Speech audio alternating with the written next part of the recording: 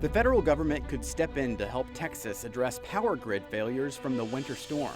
This sort of thing isn't free. We look closer at the plan and why energy experts say it does not do enough. One lawmaker aims to require backup generators at nursing homes, but our investigation finds that not everyone is on board. The president announces plans for new gun restrictions. Texas lawmakers take a different approach, how one plan could make it easier to carry a gun. A personal story drives a state representative's push to cap insulin costs for diabetics. But hear why critics say the bipartisan effort aims at the wrong target.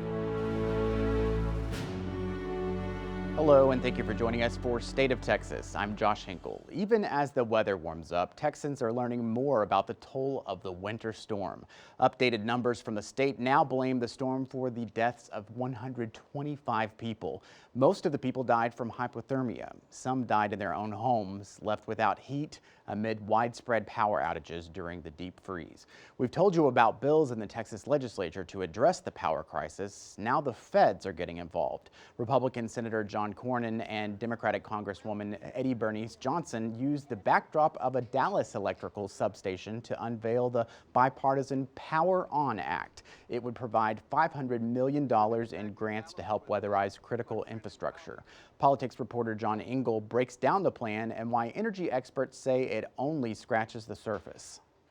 I couldn't melt snow in my apartment because it was 34 degrees. Margaret Ruff wants to forget that week in February. She hopes her leaders don't. People that give their voice, the more impact it's going to make. But I just feel like people were so exhausted after the storm, they don't want to sit here and worry about what's going on. Senator John Cornyn's plan would provide states with matching funds to weatherize existing infrastructure to help prepare them for whatever comes next. It will help us weatherize the grid, and whether it's sub-zero temperatures or gale force winds or any other type of extreme weather, our electric grid must be able to withstand the impact.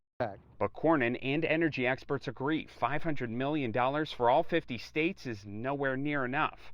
The Texas House passed a bill that, if approved by the Senate, would require all power distributors in the ERCOT region to prepare facilities for extreme weather and pay for those upgrades. This is kind of, I think, a token and sort of a step in the right direction, and I think, could make some meaningful impacts. But I don't think that this is going to solve the problem for Texas. Austin Energy winterizes its plant, but experts say other assets in its portfolio are still vulnerable to extreme weather, and vegetation continues to pose challenges. When things happen like this 120-year weather event that we're here to talk about, we look for answers and how to fix the problems and things that need to be done. For State of Texas, I'm John Engel. Back in Austin, state lawmakers are considering a bill to require nursing homes and assisted living facilities to install backup generators. The hope is to prevent power outages for vulnerable residents during future extreme weather events. Investigator Avery Travis found out why not everyone is on board.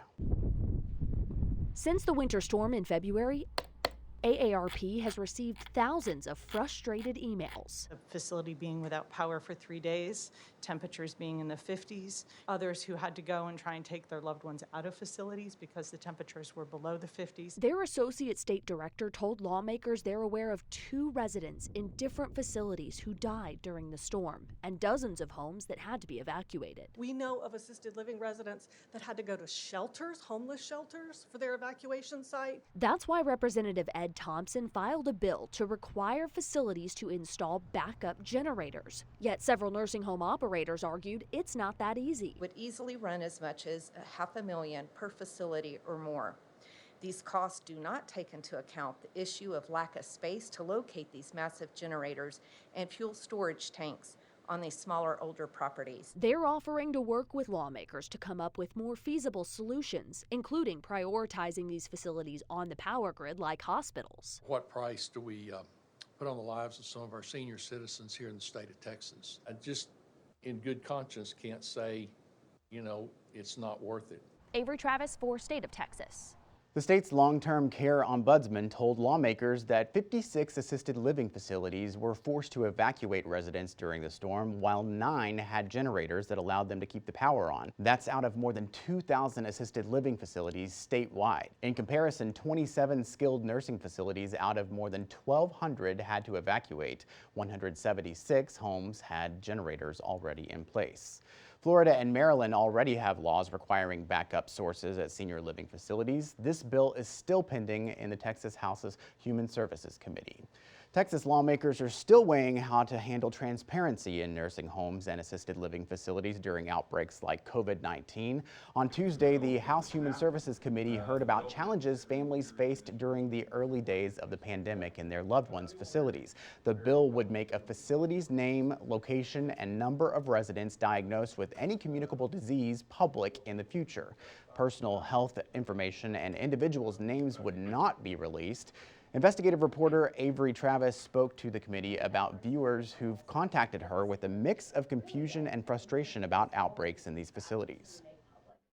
Pretty much every day since last March, we have received hundreds of phone calls, tearful phone calls, emails, anonymous tips, and at the heart of it all, questions about how many cases were spreading inside these specific facilities. Some of the families were hearing one thing from facility leadership and then hearing something completely different from their loved ones inside who were terrified, or from staff. Similar bills have been filed in the Senate. One was sent to the House late last week. You can catch up on our team's complete coverage of nursing home investigations. Just look for the link in this story in the Texas Politics section of this station's website. Gun violence in this country is an epidemic, and it's an international embarrassment.